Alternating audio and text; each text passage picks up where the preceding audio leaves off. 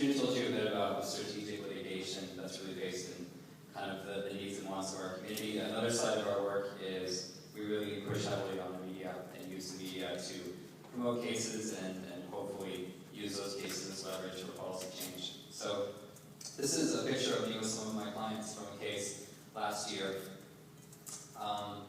It involves two single-room occupancy housing buildings in Vancouver. So about 100 years ago in Vancouver, it was a very different city. The place where we were was actually pretty much forest, and the government built a lot of buildings for itinerant housing for loggers.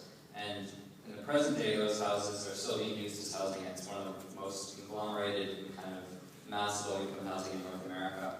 And these two buildings, where the tenants are from, were owned and operated by a pharmacist who was requiring the tenants to receive their medications from him as a condition of them living in the house. So all of the tenants that you see behind me were heroin users who were on methadone maintenance therapy, and the landlord was requiring them to get their methadone filled from his pharmacy. If they refused to do that, if they tried to move it to a different pharmacy, they would be evicted and they would lose all their possessions. So what we were doing here was we were holding a press conference to announce a mass kind of action, a group litigation on behalf of the tenants. We were able to organize a group of 22 tenants for the two buildings, along with the work of some of the other community groups in the neighborhood. And we brought an action to try to get compensation for what they had to go through from the landlord.